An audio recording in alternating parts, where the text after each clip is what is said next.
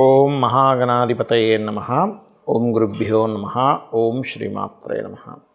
పరమేశ్వర స్వరూపమైనటువంటి జ్యోతిష, వాస్తు మరియు ఇతర అనేకమైనటువంటి శాస్త్రములను మనకు అందించినటువంటి మహర్షులకి నమస్కారం. హయగ్రీవ హయగ్రీవ హయగ్రీవేతి యోవదేత్తస్స నిస్సరతే వాణి జహ్నుకన్యా ప్రవాహవత్. అరుణాం కరుణాతరంగితాక్షీం ధృతపాశాంకుశపుష్పబాణచాపాం అనిమాదిభిరావృతాం మయూకైః అహమిత్యేవ విభావయే భవానీ. శ్రీమాత్రే నమః. ప్రేక్షకులకి ఆ లలితాంబిక అమ్మవారి యొక్క అనుగ్రహం పరిపూర్ణంగా కలగాలన్న స్ఫూర్తిగా కోరుకుంటూ మనం ఈరోజు వార ఫలితాల్లో 30వ తేదీ నుంచి 5వ తేదీ వరకు ఉన్నటువంటి గ్రహస్థితి ఏ విధంగా ఉంది అని చెప్పి చూసుకున్నట్లయితే మనకి 6 గ్రహాలు ఒకే రాశిలో కలిసి ఉంటాయి. షడ్గ్రహ కూటమి అంటే రవి, బుధ, శుక్ర, శని, రాహువు మరియు చంద్రుడు ఉంటూ దాని తర్వాత నుంచి చంద్రుడు మారిపోతాడు. చంద్రుడు మేషము, వృషభము, కర్కాటక మన మిథున రాశుల్లో సంచరిస్తుంటాడు. కర్కాటకంలోకి వెళ్ళాడు కానీ మిథునం వరకు సంచరిస్తాడు 5వ తేదీ వరకు. అదేవిధంగా గురువు, కుజుడేమో గురువు వృషభంలోని, మిథునంలో కుజుడు, కేతు వచ్చేసి కన్యారాశిలో సంచరిస్తున్నాడు. ఈ యొక్క గ్రహస్థితిని అనుసరించి ద్వాదశ లగ్నముల వారికి, లగ్నం తెలియని వారికి, రాశుల వారికి ఏ విధంగా ఉండబోతుంది, వీరు చిన్న చిన్న విషయాల్లో ఇబ్బంది పడకుండా ఉండడానికి ఎటువంటి పరిహార మార్గములు చేసుకోవాలి, మరియు ఏ దేవతారాధన, ఏ గోవుకి ఎటువంటి పదార్థం తినిపించాలి, ఏ గ్రహం దగ్గర దీపారాధన చేసుకుంటే ఇబ్బంది రాకుండా ఉంటుంది అనేటువంటి విషయాలు చెప్తుంది నేనైనప్పటికీ కూడా చెప్పిస్తుంది సాక్షాత్ లలిత అమ్మవారిగా భావిస్తూ ఒక్కొక్కటి మనం తెలుసుకుందాం. మకర లగ్నము, మకర రాశి. మకరం వారికి కనుక చూసుకున్నట్లయితే రాశినాథుడు ఎవరైతే ఉన్నారో 3వ స్థానంలో సంచరిస్తున్నాడు. అంటే మీకు ఏలినాడు శని తగ్గిపోయింది కాబట్టి పెద్దగా మీరు భయపడాల్సిన పని ఏమి లేదు. అసలు ఏలినాడు శని, అర్ధాష్టమ శని, అష్టమ శని సమయాల్లో చాలా ఒక స్టేజ్ కూడా తీసుకెళ్తాడు, మీరు అర్థం చేసుకుని. కాకపోతే ఆలస్యం అవ్వడం, నిందలు అనుభవించడం జరుగుతుంది, అంతకుమించి ఏం లేదు. కాకపోతే మీకు ఎలాగో ఏలినాడు శని తొలగిపోయింది కాబట్టి డోంట్ వరీ. ఇక ఫైనాన్షియల్ మ్యాటర్స్ విషయంలో పార్ట్నర్స్తో కలిసి ఏదైనా మనీ పెట్టేటప్పుడు ఈ కుజుడు ముఖ్యంగా ల్యాండ్ కారకుడు.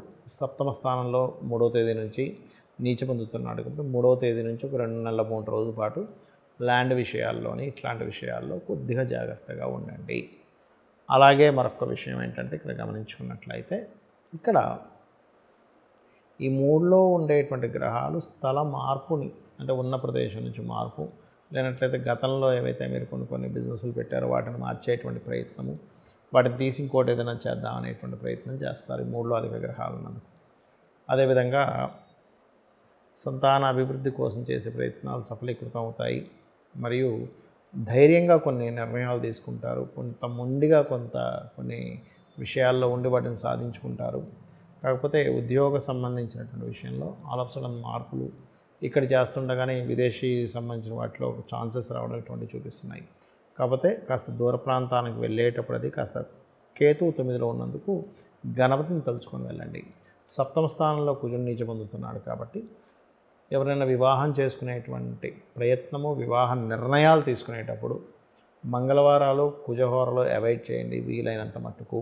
ఎందుకంటే ఇక్కడ ఈ కుజుడు 7మంలో ఉన్నందుకు మనం ఎంపిక చేసుకునేటప్పుడు జీవిత భాగస్వామిని తప్పుగా ఎంపిక చేసుకోవడం వల్ల ఘర్షణలు ఎక్కువ అవుతాయి. ఎందుకంటే గ్రహస్థితి ఎలా ఉంది, మనం ఆ గ్రహస్థితి ఉన్నప్పుడు ఎటువంటి నిర్ణయాలు తీసుకున్నాం, అది గృహం కావచ్చు, వివాహం కావచ్చు, వృత్తి సంబంధించినవి కావచ్చు, ఈ నిర్ణయాల విషయాల్లో కొద్దిగా జాగ్రత్తగా ఉండండి. లేదంటే ఇప్పటికే ఆలస్యమైంది, మళ్ళీ 2 నెలలు ఆగడం అంటే కష్టం అనుకుంటే చంద్రుడు మేషరాశిలో అంటే అశ్విని, భరణి, కృత్తిక నక్షత్రాల్లో సంచరించేటప్పుడు కానీ, లేదా కర్కాటక రాశిలో పునర్వసు 4వ పాదము, పుష్యమి, ఆశ్లేష నక్షత్రాల్లో సంచరించేటప్పుడు కానీ, లేదా తులారాశిలో చంద్రుడు సంచరించేటప్పుడు అంటే చిత్తా 3, 4 పాదాలు, స్వాతి, విశాఖ 1, 2, 3 పాదాల్లో సంచరించేటప్పుడు కానీ, లేదా మకర, కుంభరాశుల్లో చంద్రుడు సంచరించేటప్పుడు అంటే ఉత్తరాషాఢ 2, 3, 4 పాదాలు, శ్రవణము, ధనిష్టము, శతభిషము, పూర్వాభాద్ర నక్షత్రాల్లో మకర, కుంభ రాశుల్లో చంద్రుడు సంచరించేటప్పుడు ఇబ్బంది ఉండదు. ఆ సమయంలో కనుక నిర్ణయం తీసుకున్నట్లయితే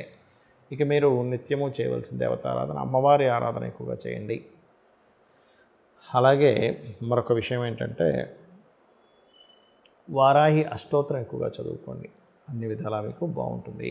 చాలామందికి గోచార గ్రహాలు మాత్రమే ఫలితాలు ఇస్తాయా, మరి జన్మజాతకం పరిస్థితి ఏమిటి అని సందేహం కలుగుతూ ఉంటుంది. ఇక్కడ ఒక విషయం గుర్తుపెట్టుకోవాల్సింది ఏంటంటే గోచారము అనేటువంటిది కాలము లాంటిది.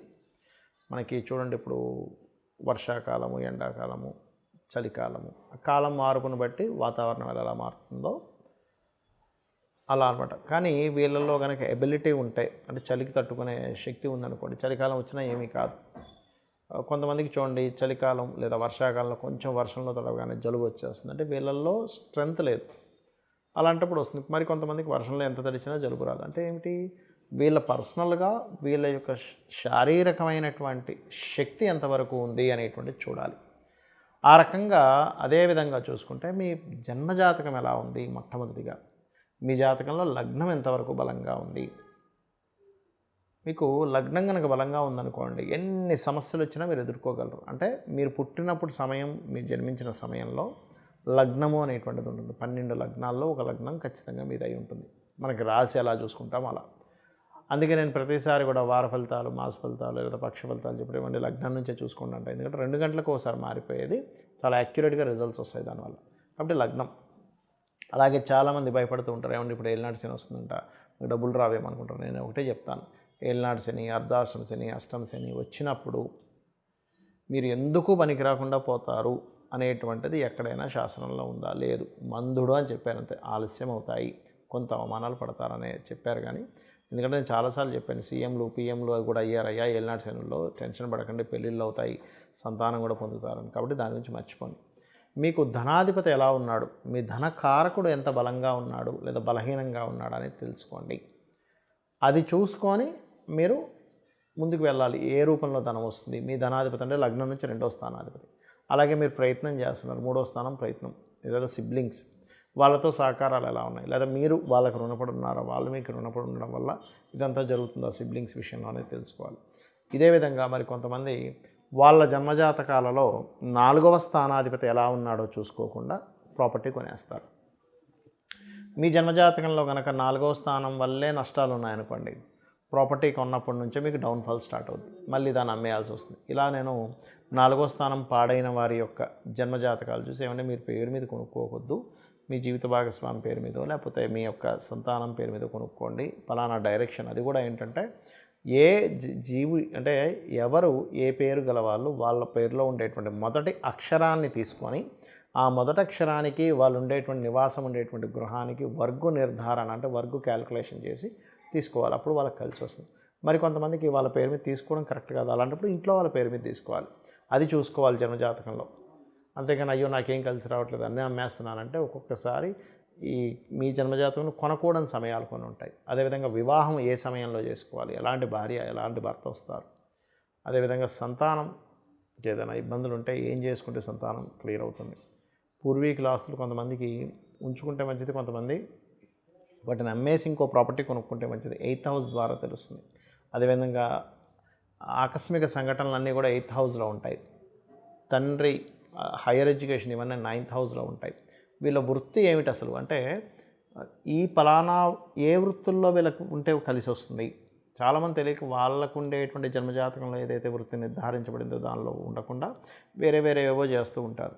ధనం సరిగ్గా రాదు, ఆ వృత్తిలో వాళ్ళు ఎదగలేకపోతుంటారు. కాబట్టి మీకు ధనాధిపతి ఏ వృత్తి ద్వారా ధనయోగాన్ని ఇస్తున్నాడు, లేదా వృత్తి లేకుంటే వ్యాపారం, ఏ వ్యాపారం ద్వారా ధనయోగం ఉంది. కొంతమందికి వ్యాపారం కలిసి రాదు, అలాంటప్పుడు ఉద్యోగం చేసుకోవాలి, లేదా ఇంకోరెవరైనా ఆ వ్యాపారాన్ని చేస్తూ వీళ్ళు దాన్ని గైడ్ చేసేలాగా, వీళ్ళు మనీ పెట్టకుండా జస్ట్ సర్వీస్ చేసేలాగా అలా ఆ రకంగా చేసుకోవాలి. ఆ రకంగా విదేశీ యోగాలు ఉన్నాయా, లేకపోతే ఇక్కడ ఉద్యోగం చేసే యోగం ఉందా, ఎప్పుడు ఇన్వెస్ట్మెంట్స్ చేయాలి.